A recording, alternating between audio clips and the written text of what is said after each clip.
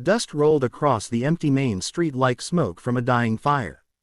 The afternoon sun hung low over the little town of Red Creek, turning every window gold and every shadow black. Horses shifted nervously beside the hitching posts while townsfolk watched from behind curtains and half-open doors. Nobody spoke louder than a whisper anymore. Not since the stranger arrived. The Nameless Gunslinger sat alone outside the saloon, leaning back in a wooden chair with his boots crossed over the rail. His black coat carried months of trail dust, and the brim of his hat hid most of his face. A half-empty cup of coffee rested beside him, untouched for nearly an hour. He looked like a man waiting for something. Or someone. Inside the sheriff's office across the street, Sheriff Wallace Reed stared through the window with tired eyes. The badge on his chest had lost its shine years ago. His beard showed more gray than brown now, and the old revolver on his hip felt heavier every year. Deputy Miller stood near the doorway, sweating despite the cool wind. "That him?" the deputy whispered. The sheriff nodded slowly. "He's been sitting there since sunrise." "You know who he is?" Sheriff Reed stayed silent for a moment too long. Finally, he answered quietly. "I was hoping I was wrong." Outside, a drunk gambler stumbled out of the saloon laughing loudly, but the moment he noticed the gunslinger, the laughter vanished. He hurried away without another word. The stranger never looked up. A church bell echoed somewhere in the distance. Sheriff Reed grabbed his hat from the desk. "Lock the doors after me," he said. Deputy Miller blinked nervously. "You're going alone." The sheriff checked the cylinder of his revolver before snapping it shut. "If things go bad," he muttered, "it won't matter how many men come with me." He stepped outside. Every eye in town followed him. The sheriff crossed the dusty street slowly, boots crunching against dirt and gravel. The wind pushed against his coat as he stopped a few feet from the stranger. For several seconds, neither man spoke. The gunslinger finally lifted the coffee cup and took a slow sip. Sheriff Reed swallowed hard. "You planning on causing trouble?" he asked. The stranger's voice came low and calm. "Depends on the welcome. You've got people scared. That happens." The sheriff glanced around at the watching townsfolk before lowering his voice. "You should leave Red Creek." The gunslinger looked up slightly beneath the shadow of his hat. Sharp eyes. Cold eyes. The kind that had seen too many graves. "I just got here." "That's exactly the problem." A tense silence settled between them. The saloon piano inside suddenly stopped playing. Even the horses seemed restless now. The sheriff rested one hand near his holster but didn't draw. "Listen carefully," he said quietly. "There are families here, children, folks trying to live peaceful lives." The stranger nodded once. "Good for them." Sheriff Reed's jaw tightened. "You don't understand. Men are coming." This finally caught the gunslinger's attention. His eyes lifted fully now. "What men?" The sheriff hesitated. "The Baxter gang." A faint reaction crossed the stranger's face. "Small enough most people would miss it." But Sheriff Reed noticed. "They're riding here because of you," the sheriff continued. "Word spread that you were seen near Tucson. Then near Black Hollow. Now here." The gunslinger leaned back again. "People talk too much. You killed 4 Baxters last winter. They tried killing me first. That doesn't matter to their leader." The wind howled down the street, carrying dust between them. Sheriff Reed took another careful step forward. "Look," he said, voice almost pleading now, "I know what kind of man you are. I know what happens wherever you go. Bodies pile up, buildings burn, innocent people get caught in the middle." The stranger stared at him silently. The sheriff's hand tightened near his revolver. "Don't make me do this." The gunslinger tilted his head slightly. "Do what?" "Force you out." For the first time, the stranger almost smiled. "You really think you can?" Deputy Miller watched nervously from inside the office window. Sweat dripped down his neck. The sheriff's voice hardened. "I don't want a gunfight."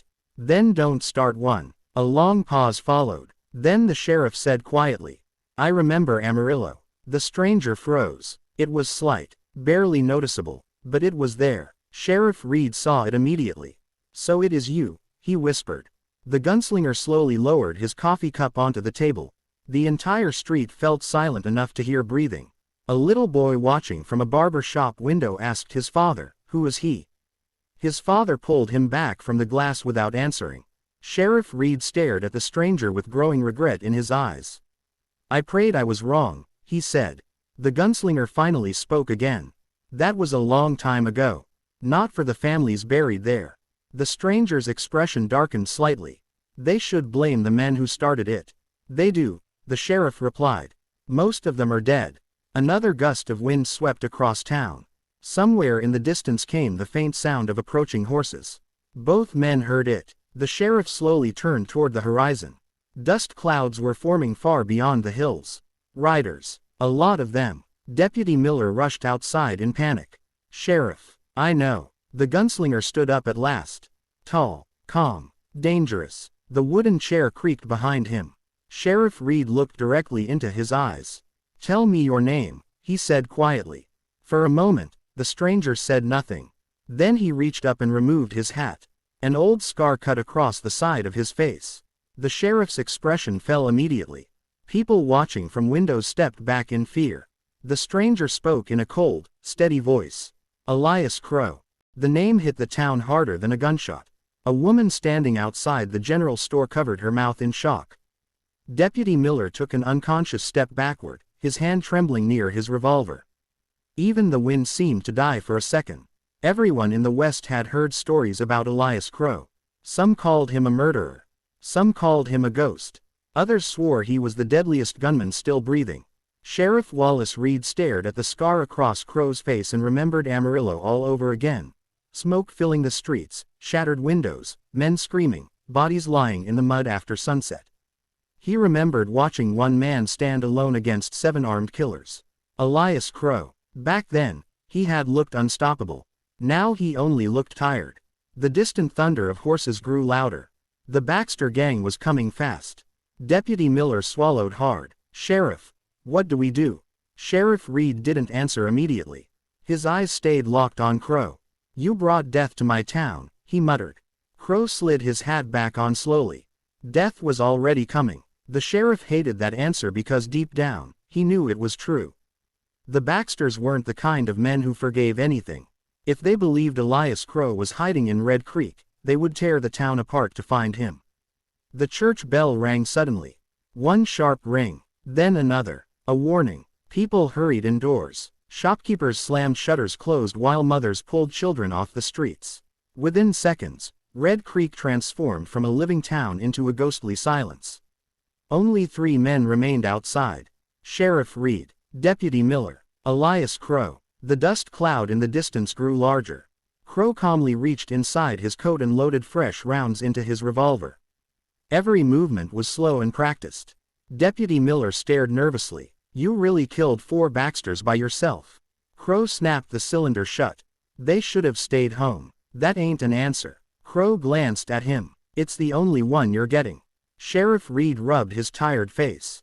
How many riders? Crow looked toward the horizon. Hard to tell. Guess. Enough. The sheriff cursed under his breath. Then he noticed something strange. Crow wasn't preparing to run. Most men would already be halfway out the back of town by now. But Elias Crow stood there calmly, almost like he had expected this moment all along. Sheriff Reed narrowed his eyes. You planning to fight them? Crow looked at him. They won't stop chasing me. Then leave. They'll still burn your town after I'm gone. Deputy Miller's voice cracked slightly. Why? Crow answered coldly. Because fear makes men cruel. The sound of hoofbeats thundered closer now. 15 riders emerged through the dust. All armed. All wearing dark coats. The Baxter gang. At their front rode Levi Baxter himself. Broad shoulders, thick beard, silver-handled revolver hanging low at his side. His horse moved steadily through the center of the street as the rest of the gang spread behind him like wolves entering a farm. The town stayed silent. Doors remained shut. Curtains barely moved. Levi Baxter's eyes locked onto Elias Crow immediately. A smile spread across his face. Well, he called out loudly, there he is. Crow didn't move. Levi guided his horse forward until he stopped only a few yards away. You've been hard to find. Crow answered calmly. You didn't look very hard. Several gang members laughed. Sheriff Reed stepped between them carefully. Levi, he warned, this town ain't part of your feud. Levi barely looked at him. Move aside, Sheriff. No. Levi's smile faded instantly. One of the Baxter gunmen spat into the dirt. Another rested his rifle across the saddle. The tension became thick enough to choke on. Crow finally spoke. You should listen to him. Levi looked back at Crow with hatred burning in his eyes. You murdered my brothers. They drew first. You still killed them. They made their choice. Levi dismounted slowly from his horse. Boots hit the dirt heavily. You know, Levi muttered, I used to wonder if the stories about Elias Crow were true. His hand hovered near his revolver. But standing here now, he smiled darkly. You don't look so dangerous. Deputy Miller nervously reached for his gun. Crow noticed. Without looking away from Levi, he spoke quietly. Deputy. Miller froze. Yeah, take your hand off the revolver. Why? Because if shooting starts, Crow said calmly, you won't clear leather fast enough. Miller slowly lowered his hand. Levi chuckled. Still arrogant. Crow's eyes stayed emotionless. Still alive. The gang members shifted uneasily. Even they had heard the stories. Dead men in Kansas. Outlaws buried in Nevada. A gunfight in Amarillo where 7 men died before they could even fire twice. Levi Baxter's confidence weakened for only a second. But hatred quickly replaced it. You know what I think. Levi said. Crow remained silent. I think you're finally getting old. Crow answered softly. And I think you brought too many coffins. The street went dead quiet. Sheriff Reed stepped forward quickly. That's enough. Nobody listened. The wind blew dust between both men as hands hovered near holsters. One twitch. One mistake. That was all it would take. Then suddenly, a little girl screamed from somewhere nearby. Everyone turned. A young child had opened the saloon door halfway, terrified and crying for her mother. Levi Baxter glanced toward her. And smiled. Sheriff Reed saw that smile. So did Crow. Something dangerous changed in Crow's face immediately. Not anger. Something colder. Levi noticed it too. His grin slowly faded. Then Crow spoke in a low voice that carried across the silent street. If any of your men touch that child. He took one slow step forward. Nobody here will remember your names.